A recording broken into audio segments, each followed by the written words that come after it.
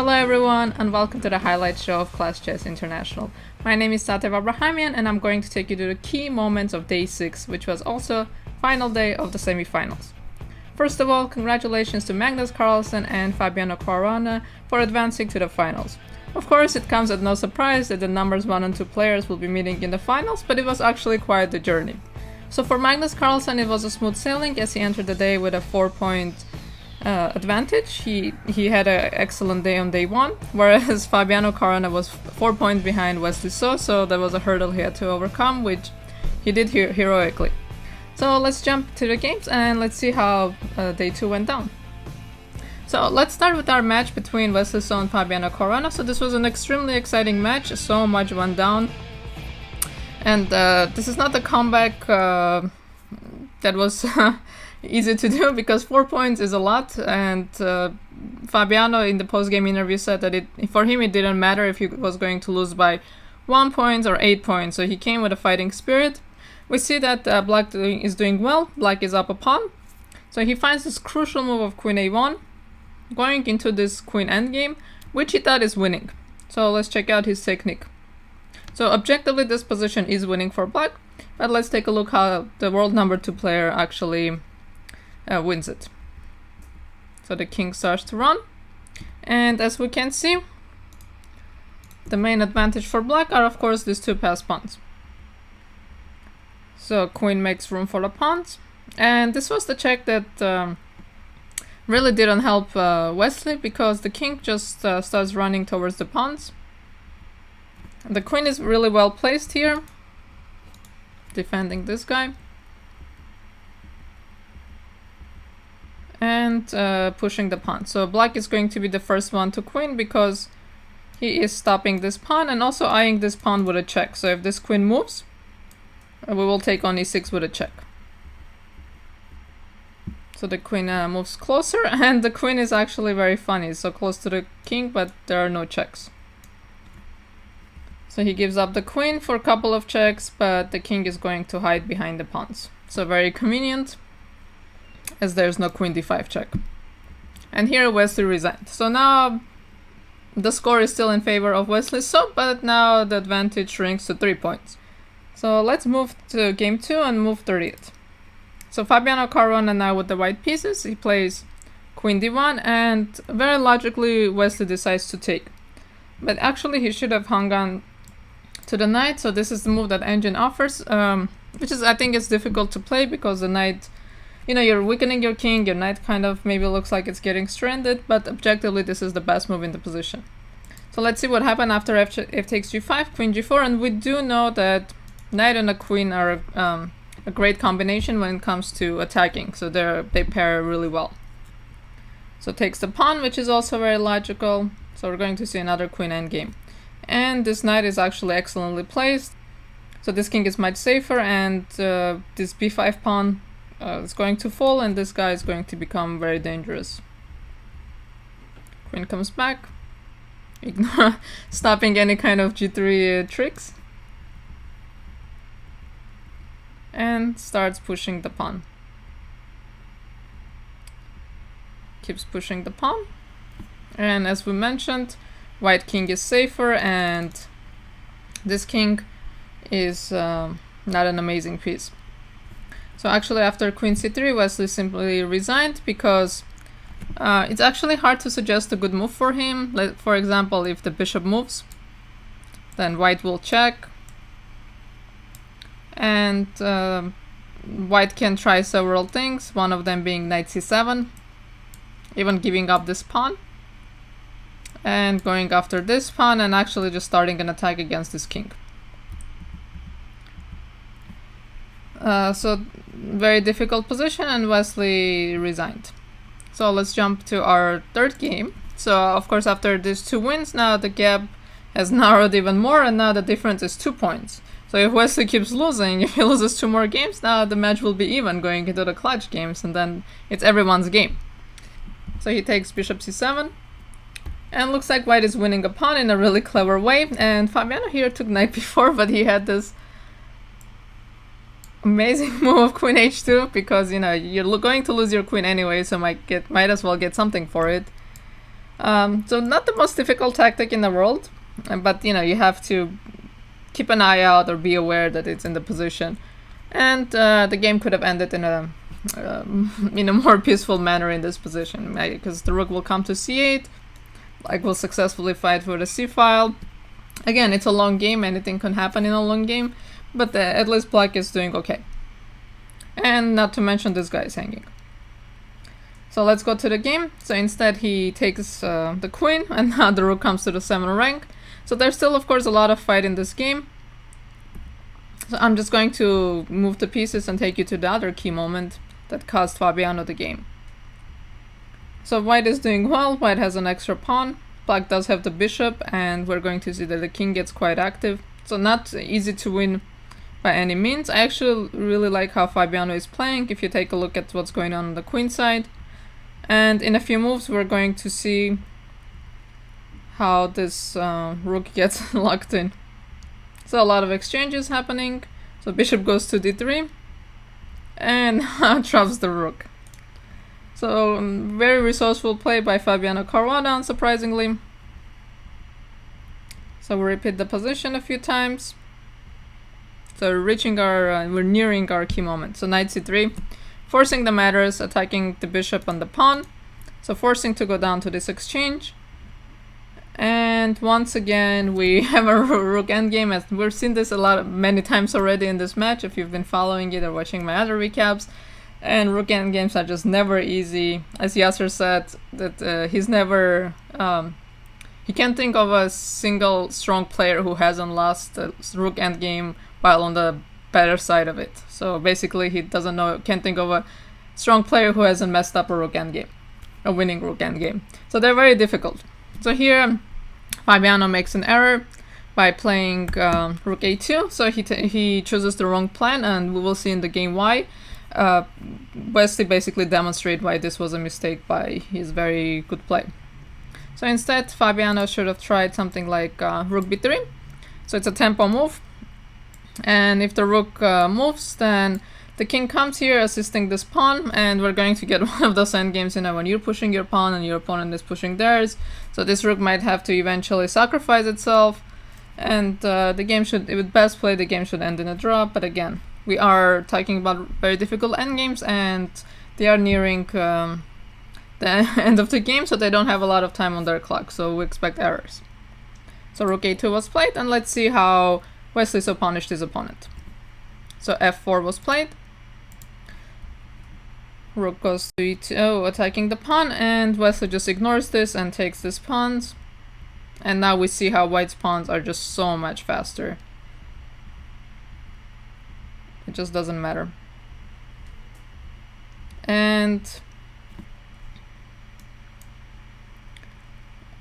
the point is, he's going to win by a tempo. Tough by losing by one tempo, but this is how my games work sometimes. So this was good news for Wesley So, winning his first game of the day. It's very tough to lose 2 games in a row, so it's very important to bounce back. The gap goes back to 3 points, but now this is a better situation for Fabiano Caruana because the clutch games are worth 3 points each, so he just needs 1 win to even out the score. But before we go into clutch game, there's 1 more game left. So seemingly harmless position. We have this Caro-Kann endgame that we see a lot. Black plays h5, looks like a normal move, fixing the pawn structure on the king side, except rook b3, and now a pawn is falling. There is no b6, this guy is hanging, there's no rook b8, you're running into a fork, and losing a crucial pawn. And the problem is, once the b7 pawn hangs, once the b7 pawn falls, then the c6 pawn is going to become a problem. So okay, so that's not what happened. So rook b3 was played. So bishop d6, knight c4. So now we're going to see some bad things happen to this bishop.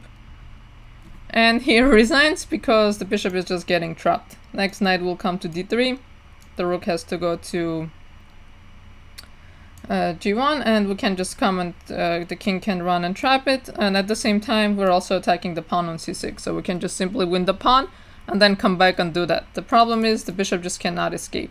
Black will have to give up some more material with something like g5, but this is just it's just too many pawns, and there's no reason to keep playing this. So now finally it's time for clutch games.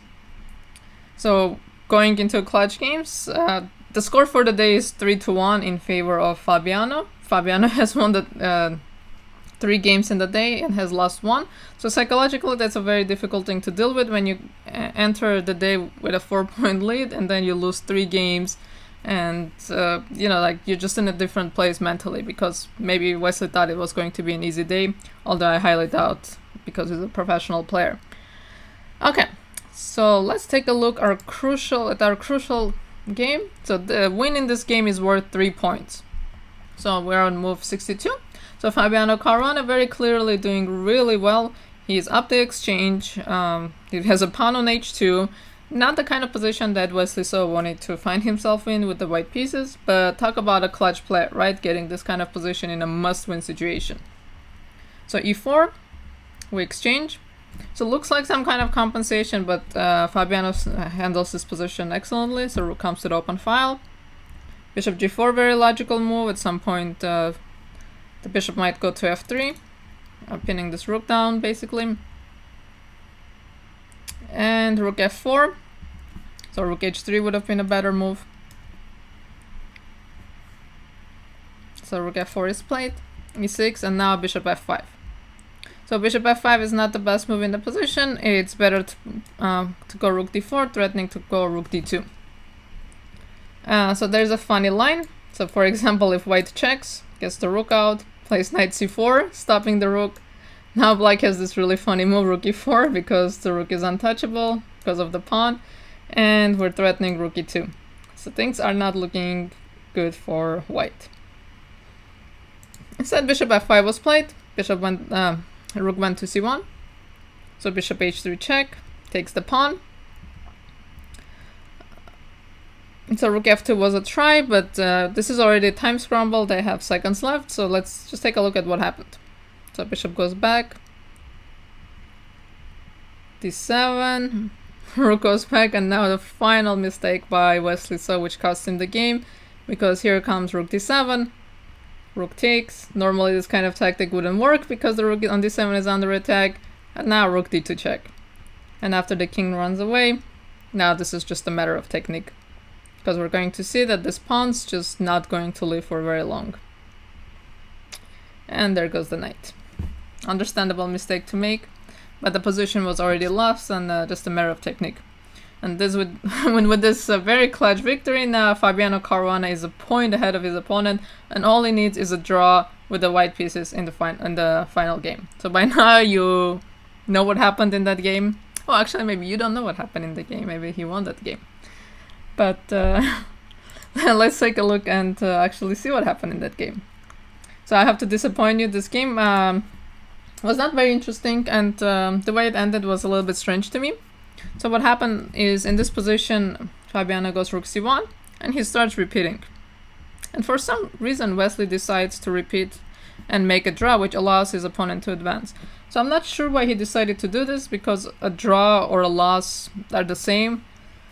There is no difference in money for him. There is no, placing higher on the standings. Either way, he gets knocked out. So I'm not sure why he didn't try for more. Maybe he was already feeling jaded, but I don't have an explanation. Only he knows why he decided to go for a draw. But, pretty comfortable draw for white, for Fabiano Caruana, who advances to the finals. Wesley So was very gracious in his post-game interview. He did congratulate his opponent and wished him the best. And he also said that Fabiano today and Fabiano yesterday were just like two completely different players, and Wesley himself ran out of steam, and Fabiano just came to fight, and fight he did. So congratulations once again to Fabiano Caruana, and let's move on to our next match. So the next match, so the other match was between Levon Aronian and Magnus Carlsen. So if you watched my video yesterday, you know that Levon Aronian really suffered in the hands of Magnus Carlsen. He was also behind 4 points, just like Fabiano was, but there was no comeback by the Armenian superstar. And I said that he suffered in the hands of Magnus Carlsen, and unfortunately today was not much better. So we have this position. So let's count pawns. 1, 2, 3, 4, 5, 6, 7. 1, 2, 3, 4, 5. So down 2 pawns. But black does have the 2 bishops, and pushing this pawns is not so easy. So what we're going to see next is actually very surprising. So knight e2, and here comes rook a4. So really an astonishing way of playing this position, not a move I would have thought about. But the point is to destroy this pawn structure. So now rook a8.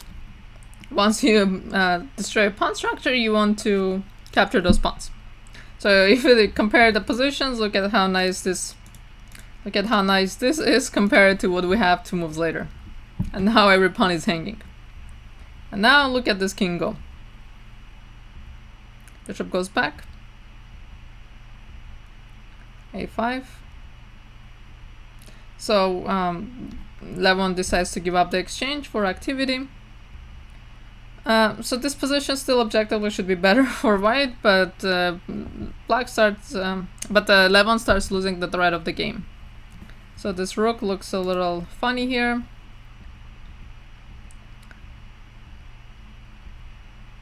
So exchanging everything and going for this rook endgame. So once again, a rook endgame, so you know what's coming. And nothing good happens in rook endgame. This should be the conclusion of this tournament. So this was really heartbreaking that Levon actually ended up losing this. But if you look at it, he is on the worst side of the draw because he is up a pawn, but black's king is very active. This pawn may not survive, and this e3 pawn is going to fall.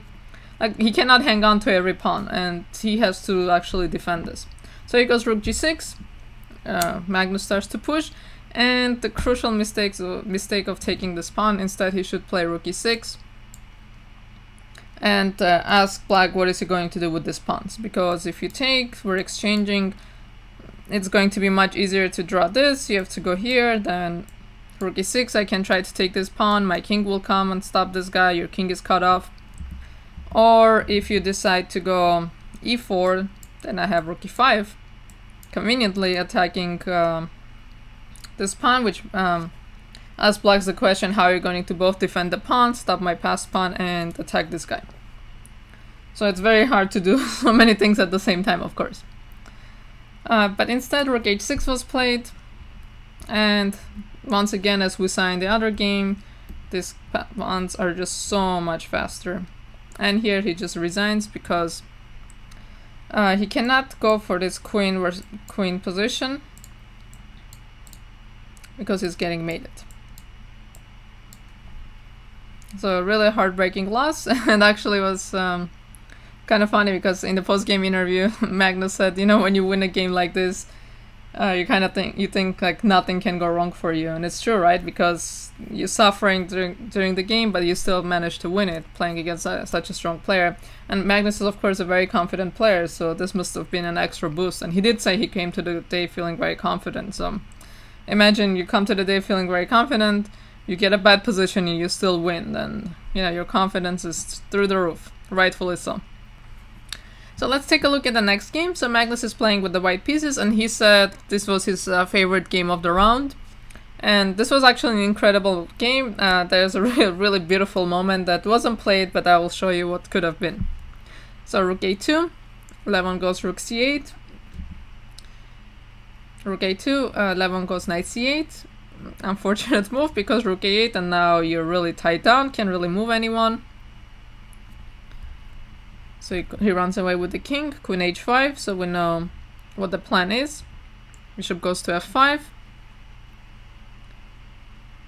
h6, and this was a really incredible moment in the game. Magnus played bishop h3, which is of course a great move, but there was this chance to go for this, and there's this incredible move of queen g6. And just leaving the queen under attack. So the idea is you're threatening mate, so black has to react to it. So black has to take. And now you take here, and now we see that it's difficult to defend everyone. So for example, if you take, so you cannot block because I'll trade and then win the knight at the end. So you have to go g5 to stop the mate. And this king is in a little bit of trouble here. So we're threatening mate. So what to do is to play g6, and the problem is now we're going to attack the queen, ask her where she's going. So the queen doesn't have many options, because if she leaves, there's mate, so she's forced to go back, and now bad things are happening again. So I cannot go up, I'll just take a pawn, and we win a queen. So if really incredible line. So Magnus, like, you could see this look on his face, like he was looking like something is there, but he didn't go for this. But let's go back to this position after bishop e6. So we took a look at queen e6, so this is also a possibility, but this position should just be lost. And just looks very bad with the two minor pieces for the rook. So let's go back to the game. So in the game, bishop h3 was played, c6, takes on d6, wins a queen, and things go horribly wrong for him. Rook f2, and we see this the weakness of the king, and everything is hanging. This is hanging, this is hanging, queen e8, mate is hanging, so you cannot look for any kind of activity. So Magnus wins another game, so he's now +6. And having this kind of a lead is, of course, mathematically it was still possible for Levon to come back. He needed to make a draw in the next two games, which he did.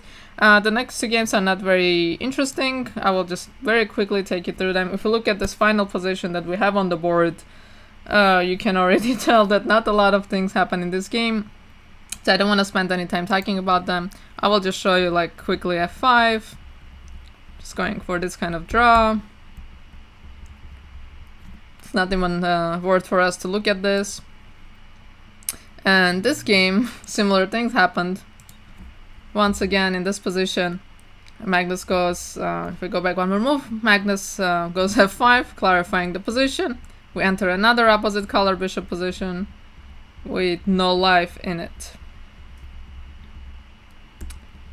And the game ends in a draw. So Magnus is at +6. So if Levon wins the next two games, with each game being worth 3 points, he will win the match. But when is the last time, you know, someone won on demand 2 times? Maybe you might be thinking to 2019 Sinquefield Cup playoffs, but after losing the first game in that situation, Magnus needed to win, and here he just needs half a point out of 2. So a little bit of a different situation.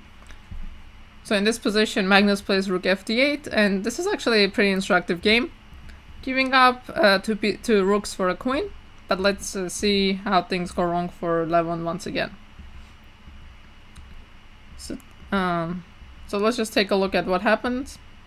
So a lot of exchanges happen. I just want to take you to a key position. So all these exchanges happen, and now he just starts to outplay his opponent. g5, creating an outpost for his knight. Knight come out. And again, we see this combination of a queen and a knight, and I already mentioned this, that this combination of a queen and a knight, when they attack together, it's lethal. But the action is on one side of the board, so there isn't that much material left on the board, so white does manage to defend this.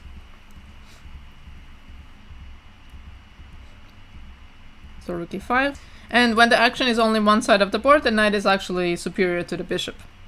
So we're going to see how this bishop becomes kind of useless. And e5, a very annoying move, and so he decides to take and go for a fortress. The point is, if you try to be clever, go after my pawn, I have f5 and you cannot take. Well, you can, but, you know, get to this position. And here I don't think you're going to be able to hold a fortress, although it's possible. But again, who's playing for a win in a must-win situation game? Instead, he takes this and he builds a fortress. And Magnus notoriously has said he doesn't believe in fortresses, but believes enough. Takes. Crucial move, f4. Takes. and we see how everyone is exchanged. So Magnus Carlsen clinches the victory in this match and qualifies to the final. So the last game was also a draw. I will just show you the final position. We don't have to go through the game. Neither player really wanted to do anything. Magnus Carlsen wasn't pressing for a win, and Levon Aronian wasn't going to. So we end up in this king endgame with pretty symmetrical position. So clearly not a lot of action happened here. So tomorrow we're going to have a very exciting match between Magnus Carlsen and Fabiano Caruana. I know we've seen these two players play a lot, but they do produce some amazing games, a lot of great fights. So this is not a event you want to miss. It's going to be a lot of fun, and with the clutch games with the clutch games offering more points, anything can happen if one of the players who's trailing, as we saw Fabiano was today, can win one of those games and even out the match. So make sure you are tuning in tomorrow. The games start at the same time, 1 p.m. Central, 2 p.m. Eastern. See you guys then.